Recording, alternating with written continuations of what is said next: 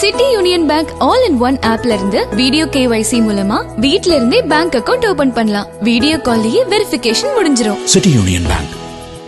Pallipalayam kidney திருட்டு சம்பவத்தை அடுத்து ஈரோடு அபிராமி கிட்னி கேர் மருத்துவமனையில் அறுவை சிகிச்சை மேற்கொள்ள தடை விதித்து மருத்துவ நலப்பணிகள் இயக்குநர் உத்தரவிட்டுள்ளார்.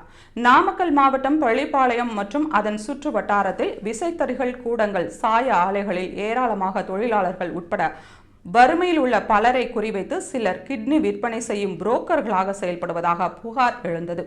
இதையடுத்து மாவட்ட ஆட்சியர் துர்காமூர்த்தியின் உத்தரவின் பேரில் நாமக்கல் மாவட்ட சுகாதார பணிகள் இணை இயக்குநர் ராஜ்மோகன் தலைமையிலான மருத்துவ குழுவினர் குமாரபாளையம் வட்டாட்சியர் சிவக்குமார் மற்றும் போலீசார் பள்ளிப்பாளையம் பகுதியில் ஆய்வை மேற்கொண்டனர்.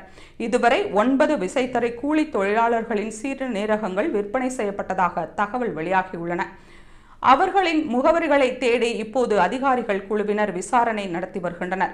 இதன் தொடர்ச்சியாக ஈரோடு பெருந்துறை சாலையில் உள்ள அபிராமி கிட்னி கேர் மருத்துவமனையில் நேற்று மாலை அதிகாரிகள் குழுவினர் ஆய்வு மேற்கொண்டு இதுவரை மேற்கொள்ளப்பட்ட அறுவை சிகிச்சைகளின் பட்டியலை வழங்குமாறு மருத்துவமனைக்கு நோட்டீஸ் அனுப்பினர்.